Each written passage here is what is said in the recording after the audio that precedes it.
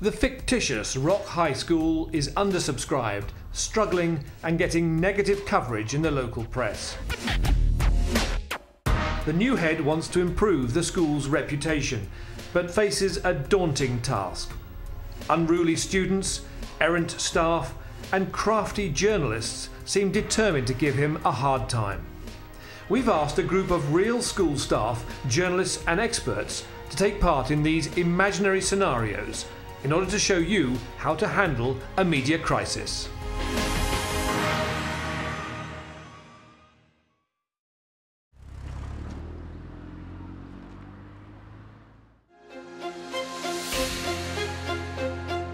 And for God's sake, come on, come on. Oh, you bloody vandals, you vile vandals, you revolting. Oh, you vile vandals, you hearing that? I'm going to tell the police, I'm going to tell everyone, I'm going to write letters to the press. Get out of here. Yeah, go away. It's an autumn afternoon when a local journalist picks up the phone to the teacher who's in charge of the school's PR. Hello, Rock High School, Jeff Shepherd speaking. Oh, Jeff, my name's Richard Brock. I'm from the Rock Record. I think we've spoken once or twice. Yes, we met once before, I believe, haven't we? Listen, somebody's come to the paper with a bit of a complaint involving some of your pupils. It's an elderly lady and apparently she was bombarded with eggs while she was in her car. Good gracious. Have you heard about this one? I've not heard anything of this at all, I'm afraid. Not the sort of thing we want to be associated with at all, is it? So as far as punishments go, if they're caught, what can we expect here? There'll be a letter home, we'd have their parents in, and we'd discuss it with them, but almost certainly the more serious offences would be some form of external exclusion. Lovely. All right, Jeff, I'll leave it there. Thank you very much indeed. Not at all, thank you. Better get the head on this one. But before Jeff can alert the new head, our intrepid newshound is back on the phone. Could you give me the details of this person, please? It's Mrs. Kemp, Dorset Road. Well, obviously what we want to do is to get her into school to look at our photographs on our system so we can identify the children that have done this. We take very seriously indeed how children behave on their way to and from school and always work with neighbours when anything goes wrong. Is this the first you've heard of such an incident? It's the first I've heard of this incident, yes. You said the first you've heard of this incident. Presumably there have been others then? Well, please don't try and put words into my mouth. Every time we have an issue raised by a neighbour, we follow it up, and of course that does happen from time to time because children don't always behave as anyone would wish on the way to and from school. OK, just a final thing. What sort of sanctions are we looking at? Is this an expulsion? Perhaps the best sanction we could apply would be, if Miss Kemp's agreeable, then we would like to involve her in one aspect of the community service sanction that I have in mind, which is some very hard work in her garden. Great. Mr. O'Hare, thank you very much. You're welcome. Bye. With a looming open day designed to persuade parents to choose his undersubscribed school, Philip needs his PR team to launch a damage limitation exercise. What line did you take with him about it? That we would investigate the incident swiftly to ascertain, A, was it our students? If it was, then we need to identify them quickly. Yeah, I went slightly further than that. I said we try and persuade her to agree as part of the sanction that they do a community service in her garden or something of that nature. Okay. Have you got time to go round to see Miss Kemp today sometime, Jeff? Yes, I have a meeting after school which I'm running, but I'll be able to get around there about 6 o'clock. Well, this is a measure of your charm offensive ability, isn't it? It is indeed. I mean, if we can manage her really well, then she might be open to writing a letter to the press to say how well this has been dealt with. Let's hope we can turn this, with her, from a negative into a positive. It's important we do, and I'll do my best, Philip. Well, OK, good luck. Beleaguered by misbehaving pupils and a hostile press, Philip sensibly opts to get some legal advice. The important thing for the reputation of the school is the way that the school deals with the incidents. Parents out there, the community, want to know that the school is going to respond in an adequate and proper way to any kind of story that arises of this kind. With this in mind, the Chair of Governors comes in to talk to the head. They're both keen to avoid the school's name being dragged through the mud. We've had two, one to me and one to Jeff, and neither of us was told about the other, calls from a rather aggressive local journalist following a complaint from a resident about some kids throwing eggs at her car. Right. Now, we've done everything we can to contain the incident. sorting out the resident and sanctions to the students, but the journalist seemed determined to see this as one of a series of things going wrong with our children out of school, and wasn't very interested when I said that wasn't the case. Have you thought about letting reception know so that the reporters' phone calls are always put through to you directly? No, I haven't, and that's a really good idea. I'll get that done as soon as we finish talking. We're going to see if we can get this lady who suffered the eggs to write a letter saying to the paper how nicely we dealt with it. Whether she'll do that or not, we don't know. And we are going to use this week's weekly newsletter to reiterate our expectations about how children behave on the way to and from school and the cooperation we're seeking from parents. So at least we'll have those things in place before the open evening. So the key things to remember are that when an incident comes out of the blue and you have to deal with it retrospectively, designate a single spokesperson and have a clear message prepared in case the journalist rings back about either this or other stories.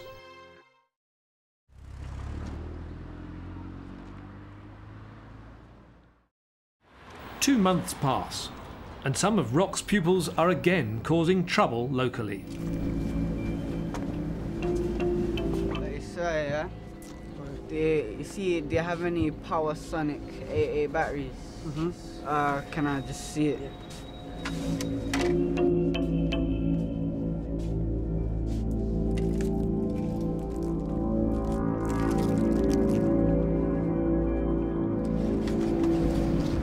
Which one you want, sir? Let me just see them. Yeah.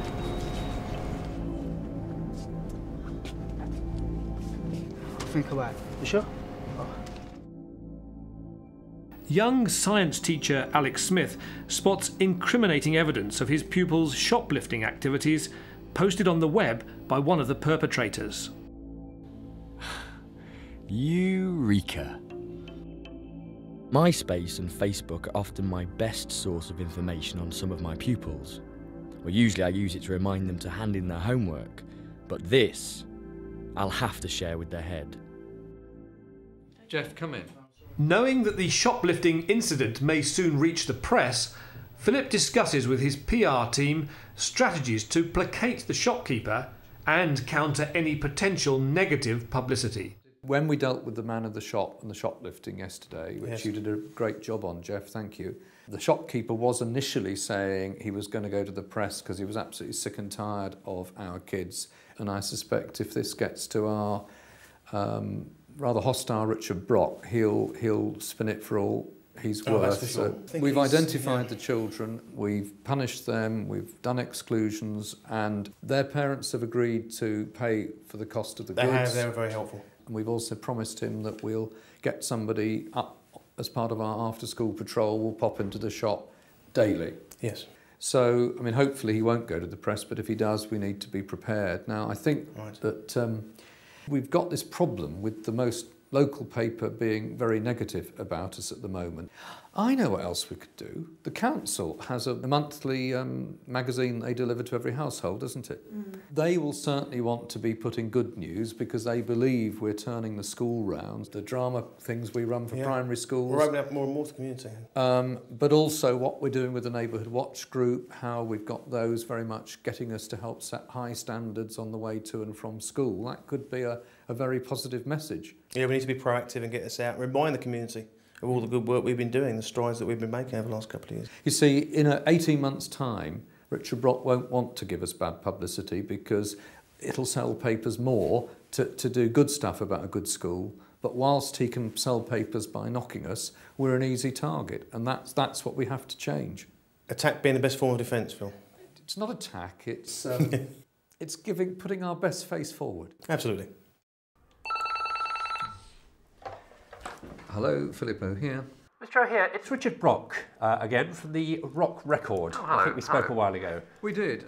More bad news, I'm afraid. We've had a complaint from a newsagent about theft. Yes, we've dealt with that with the police and with the parents of the children involved. They've made reparations and they've served serious school sanctions. OK, what are those sanctions, please?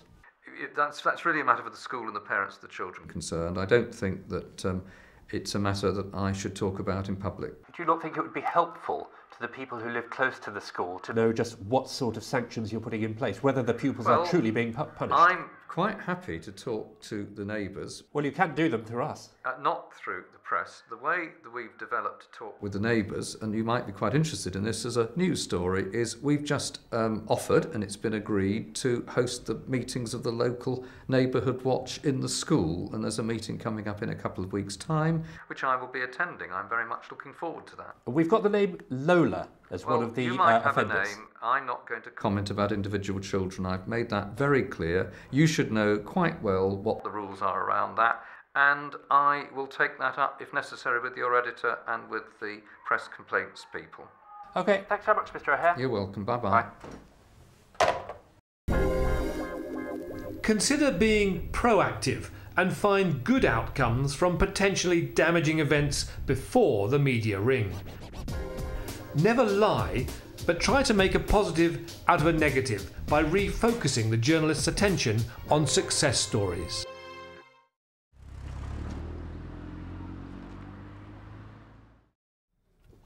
It's a winter's day and science teacher Alex Smith is driving home when he spots Lola, a Year 10 pupil. She's just missed her bus and he's concerned for her safety. Can I give you a lift? Yeah. Yeah. You live in Rock Estate, don't you? Yeah. Yeah, well, I'll go that way anyway, so... Thanks. What's the trouble? What are you up to? Nothing much. Right. No. Have you started studying? Yeah. You owe me some homework, I think, as well. Having too much fun, I imagine. Just here, yeah? Yeah. This is where you live, I see. Here, okay? Yeah. Yeah? Yeah. Brilliant. Okay, just watch that door. It's a little bit stiff. See ya.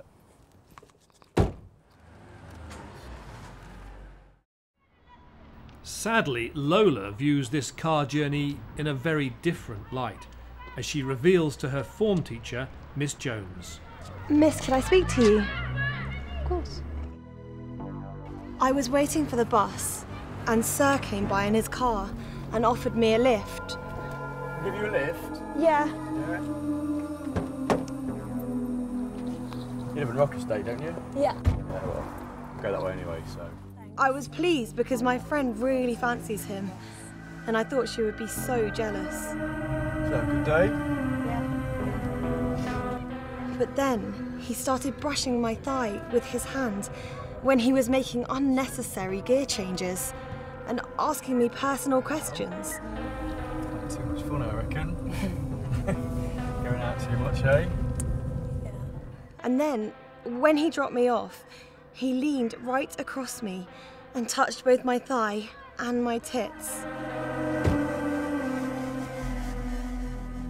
I'm afraid I really can't keep that to myself. I'm going to have to speak to the head about that, but I will find you someone to talk to, OK? Faced with this serious allegation, the head immediately alerts his local authority press officer, who will be handling this incident from now on. The first thing we'd like the school to do would be to contact us in the first instant. We would act as the intermediary between the school and the local paper. We'd obviously like to, make sure that we put together a short holding statement that didn't imply any implication of guilt or otherwise, because obviously there'd need to be an investigation carried out. We would also recommend to the journalists that they may need to check with their legal department whether or not, in fact, it would be appropriate for them at this time, with an unsubstantiated story, whether or not to publish at all. If we get a press inquiry about this and there is some thought that the girl has said that she wants to go to the press about it, I think we need to just play a very straight bat.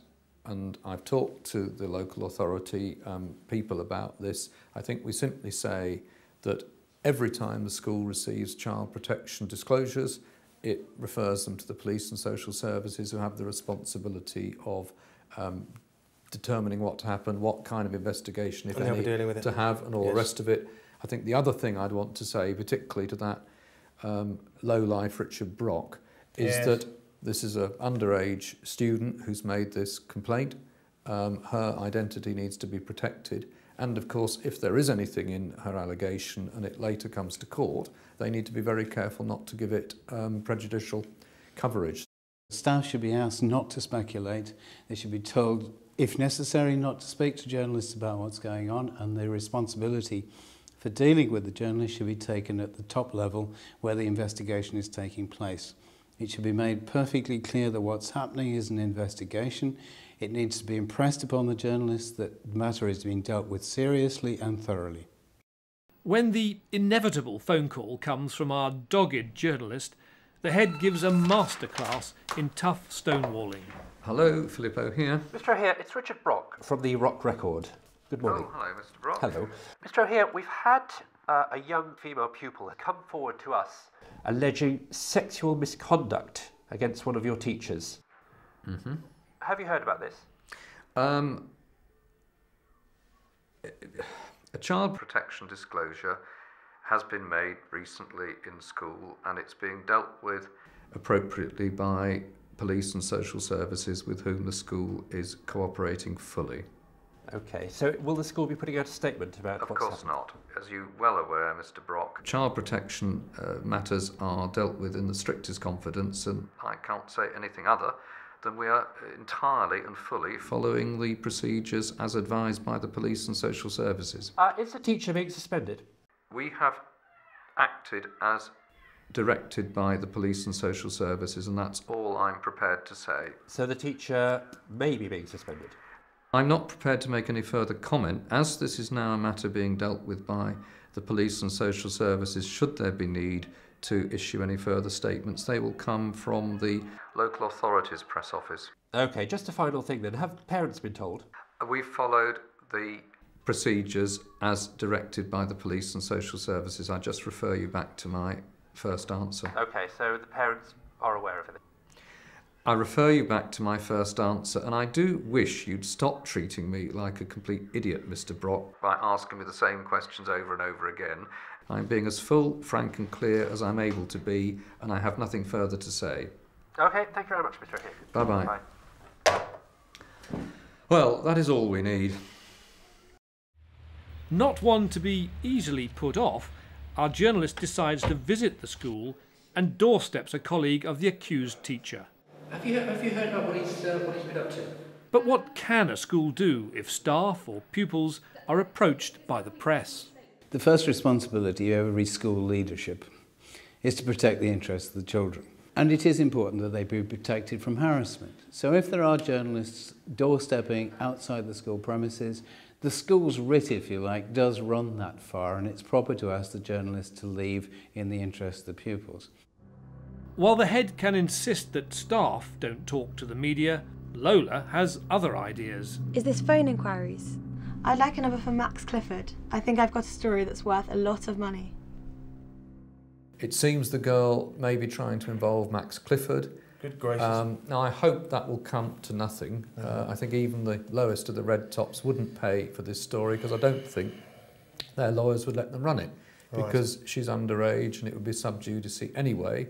But just in case, we will take exactly the same line. So our line's not changing, we're playing the same. Our line not changing one little bit. It's probably the sort of thing that young children are more likely to do in this day and age, but it shouldn't really make any difference to the way we're handling it, because we'd still be viewing it as potentially a story that, you know, may have some substance to it. It'd still need to be investigated in exactly the same way. If the story involves a serious allegation, don't go it alone. Don't talk to a journalist even if you know them personally. Turn to the experts, the police, your lawyer or local authority press officer. Let them handle attempts by others to manipulate the press.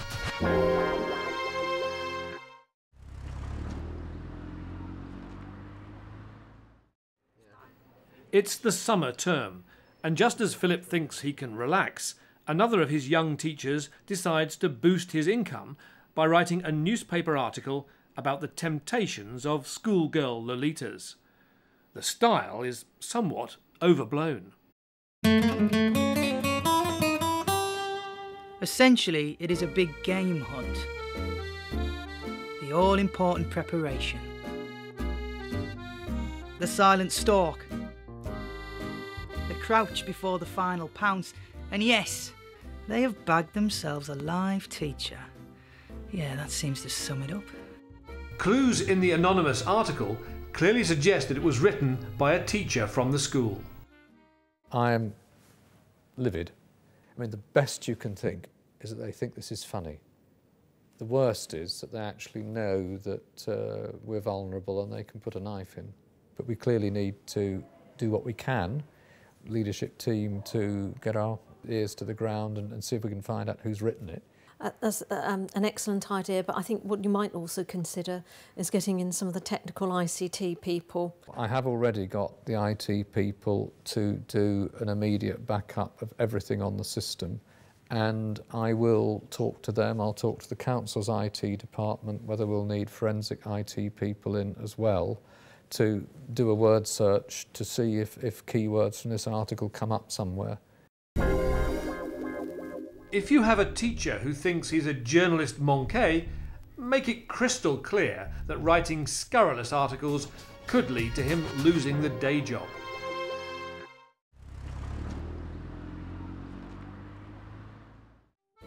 The Lolita article has reignited media interest in Rock High School, and the school is now attracting TV cameras. Failing school Rock Secondary is about to go into special measures. This year, fewer than 10% of its pupils obtained 5 good GCSE results. Local shopkeepers are barricading their stores against some pupils, while other pupils are spending far too much time sleeping with their teachers to have time to shoplift. The school has now been marked for closure.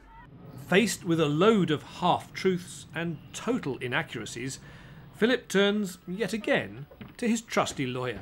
As I understand it, it got at least 5 factual errors in this story, so it rather looks as if you've been defamed. So you've got a legal remedy against that. The first step, of course, is to get it retracted, and you'll probably be content with that if you get it sufficiently prominent. And we can demand a retraction, not just ask for one. Is the best way of dealing with this to ask you to approach the television company's lawyers? I think it is, really, yes. I mean, it's all very well to think you can self-help your way around these problems, and I'm certainly not one for sending somebody to lawyers at the drop of a hat, but dealing with something like this, it's probably better to get a lawyer's letter written to the editor. You'd need to be personally probably the claimant, as it were, in this, because it's very difficult to establish that you've been defamed as an organisation, but you've been defamed as the head. If a journalist gets his facts wrong and then fails to retract, get the lawyers in.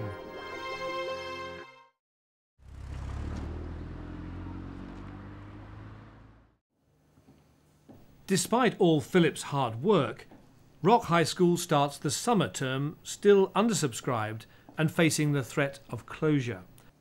Save Rock School! Save Rock School! This would cost his staff their jobs. So, how was your day? I've had better. Oh, come on. Rock Secondary's not that bad. I used to work at the school up the road, right, and the head there insisted on us basically cheating by over-helping the kids with their GCSE coursework. I mean, in the end, we were virtually doing it for them. Well, it worked. I mean, nobody's talking about closing your old school down, are they? And that's what the head's honesty did for him. It's not always the best policy, is it? No. Oh well. The rumour about a nearby school massaging their results reaches the ears of our tireless reporter. Hello, Rock High School, Jeff Shepherd speaking. Like many seasoned journalists, he softens up his contact first. Listen, better things today. I'm told that Rock's done really well in the recent exam round. Oh, we have indeed. Yes, we're very pleased about those. It's good news. Nice to have some good news for a change. Hey, listen, just one other thing. The school up the road, which I know has a similar catchment area to yours, it seems to have done significantly better. Now, why would that be? They got better teachers, have you got worse teachers, or what's going on here? Well, I can't really comment on the results of our other schools. I mean, I try and concentrate on what we can do to improve things here, and we're certainly moving in the same direction. Between you and me then, Jeff, and if I'm going to sort of go off the record here and put the pen down, if I said to you that we've had rumours that there might be a bit of cheating going on at the other school to massage the results, does that come as news to you? It comes as complete news to me. I read about the massaging of results in some of the national press, and I hear about some of these items on TV, but it's not something which I've picked up locally at all. Do you think it's a possible explanation? I couldn't really comment on that, Richard. And I think it would be improper of me to comment on what's happening at another school, to be honest with you. All right, Jeff, we'll stay in touch. Bye-bye. Cheers, bye-bye. Remember, journalists are rarely your best friends. Their loyalty is to their editor. Don't be lulled into unguarded chats, even when they appear to have put their pen down. With a new school year about to begin, here are some tips for our team to ponder. The first is don't antagonise journalists. They're doing a job, they're trying to get at the facts. Help them to get at the facts. If the facts are not what they put to you, then make sure they're corrected. Second important point, tell the truth. It's important to tell the truth. There is no point in dissembling. You're going to be found out. Third important point, after investigation, the news turns out to be good. Make sure that the journalist is clearly told that the investigation results in good news, and tell good news about the school.